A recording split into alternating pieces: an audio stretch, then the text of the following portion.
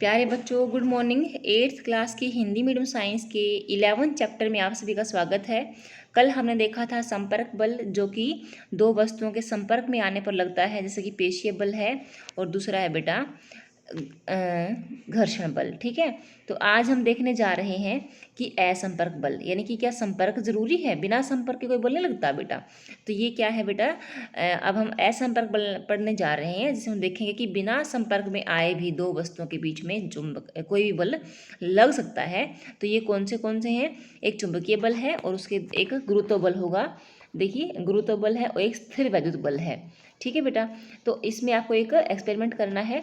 इसे अपने पेंसिलों के ऊपर एक चुंबक को रखना है और दूसरे चुंबक को उसके पास लेकर जाना है। आपने दो तरीके से काम करना है।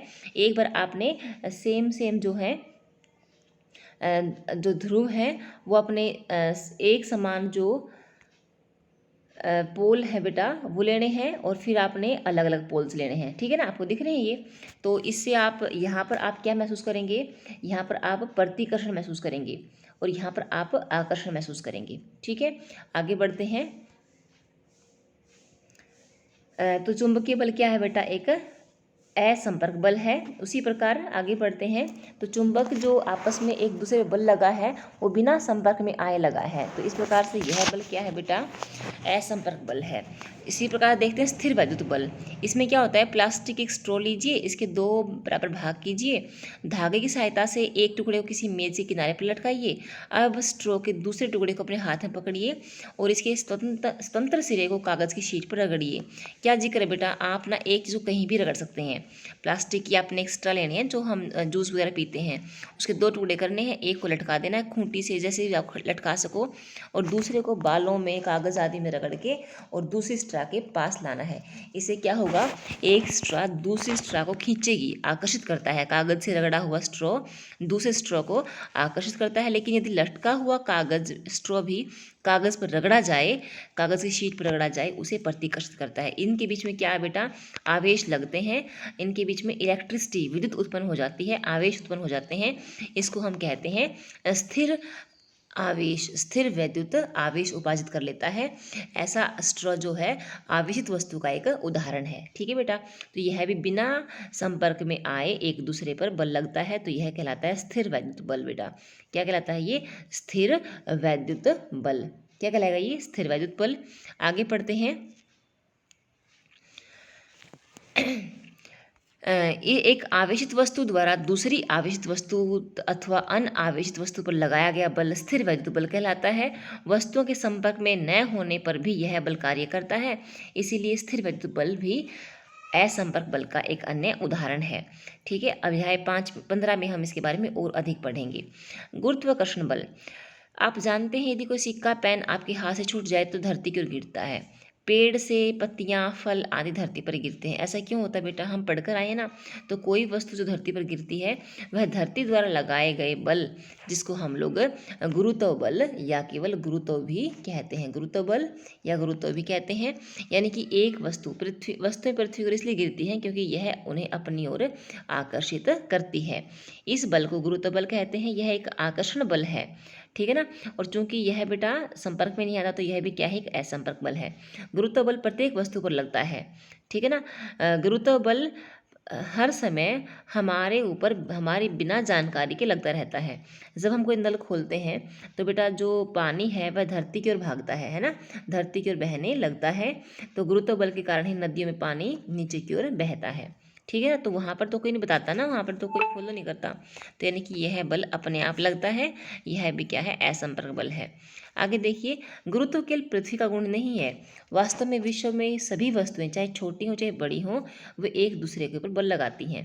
ठीक है ना, यह बल कहलाता है गुरुत्वाकर्षण बल। ठीक है बेटा, देखो कोई वस्तु बल लगाती है तो वह कहलाएगा गुरुत्वाकर्षण बल, लेकिन पृथ्वी बल लगाएगी तो उसको हम क्या कहेंगे, गुरुत्व बल। क्या कहेंगे उसको हम लोग, गुरुत्व बल बेटा। ठीक है, अब इस बात का ध्यान रहे बेटा कि सभी वस्तुएं लगाती हैं। जैसे कि मेरे हाथ में पेन है तो मैं पेन को खींच रही हूँ, पेन मुझे खींच रहा है, इसका मतलब यही हुआ ना गुरुत्वाकर्षण बल का मतलब। तो लेकिन वो दिखाई तो नहीं दे रहा, क्योंकि बेटा ये बल इतने कमज़ोर होते हैं, इतने सूक्ष्म होते हैं कि वे दिखाई नहीं देते ये। ठीक है, आगे बढ़ते हैं। दाब। देखिए बेटा, दाब क्या है, आपने कक्षा 7 में पढ़ा था कि तूफान या चक्रवात जो है उस समय प्रबल पवन जो है घर की छतों को भी उड़ा ले जाती है। हमने यह भी देखा था कि पवन और चक्रवात वायु दाब के अंतर के कारण बनते हैं। क्या दाब और बल में कोई संबंध है? आइए पता लगाएं। किसी लकड़ी के तख्ते में कील को इस प्रकार शीर्ष से ठोकने का प्रयास करें। जिस दिखाई दे रहा है बेटा, हम ठोकते हैं कई बार, है ना। क्या आप सफल हो पाते हैं? तो देखो बेटा, इस प्रकार तो हम ठोक लेंगे, लेकिन अगर उल्टा करेंगे ना, इसको उल्टा कर लें। देखो, अब कील को नुकीले सिरे से ठोकने का प्रयास करें। ठीक है ना, एक बार नुकीले सिरे से और एक बार बेटा उसके मोटे सिरे से। तो नुकीले सिरे से ठोकेंगे ना तब तो वो अंदर चली जाएगी, लेकिन मोटे सिरे से जब करेंगे तो वह आगे नहीं जाएगी। देखो बेटा, इसमें क्या है, हम बल लगा रहे हैं हथौड़ी के द्वारा, ठीक है, और कील के ऊपर पड़ रहा है दाब, दबाव लग रहा है, दाब पड़ रहा है इसके ऊपर, ठीक है ना। और वह मेज के अंदर गए जाएगी या नहीं जाएगी, ये डिपेंड करता है कि वह कितने एरिया को छूती है। देखो बेटा, सब्जियों को काटने वाले चाकू, सब्जियों किसी कुंठित चाकू, कुंठित यानी कि आगे से जो बहुत मोटा हो, आगे से शार्प ना हो, पैना ना हो, उस कुंठित चाकू से काटने का प्रयास करें। ठीक है ना, कुंठित चाकू से काटने का प्रयास करें। क्या आपको लगता है कि जिस क्षेत्रफल पर आप बल लगा रहे हैं, चाहे वो कील हो चाहे वो चाकू हो, वह इन कार्यों को आसान बनाने में भूमिका निभाता है?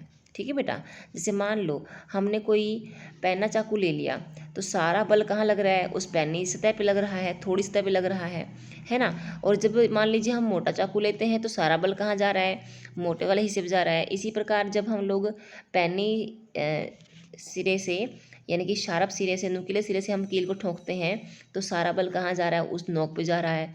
अगर उल्टा करते हैं तो सारा जो बल है वो कहाँ जा रहा है बेटा, वो पूरे के पूरे इस सतह पर, शीर्ष पर फैल रहा है।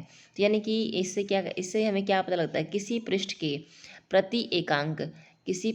प्रति एकांक क्षेत्रफल यानी कि इकाई क्षेत्रफल, यूनिट एरिया पर लगने वाला जो बल है वो क्या कहलाता है बेटे, दाब कहलाता है। ठीक है ना, तो दाब किसके बराबर है, बल और क्षेत्रफल, यानी कि क्षेत्रफल अगर ज़्यादा होगा तो दाब कम होगा, क्षेत्रफल कम होगा तो दाब ज़्यादा होगा। क्योंकि बेटा दाब और जो क्षेत्रफल है, देखो ये जो चीज़ें हैं ये एक दूसरे के क्या होती हैं बेटा, रिवर्स होती हैं। ठीक है ना, ये एक दूसरे के रिवर्स होती हैं, यानी कि हम इन एक दूसरे को क्या करते हैं बेटा, अगर एक बढ़ेगी तो दूसरी अपने आप घट जाएगी। ठीक है ना, ये होती हैं एक दूसरे के रिवर्स। ठीक है, और बेटा ये होती हैं एक दूसरे के इक्वल, यानी कि अगर बल बढ़ेगा तो दाब बढ़ेगा और अगर बल घटेगा तो दाब घटेगा। ठीक है, तो हम यहाँ पर देख रहे हैं कि दाब किसके बराबर होता है, बल बाई क्षेत्रफल। हम यहाँ पर केवल उन बलों पर विचार करते हैं जो पृष्ठ के ऊपर लंबवत लग रहे हैं, जिस पर दाब ज्ञात करना है। ठीक है, अब देखो, अब मेरे समझ में आ गया कि कूलियों को जब भारी बोझ उठाना पड़ता है तो वे अपने सिर पर कपड़े का गोल लपेट कर क्यों रखते हैं।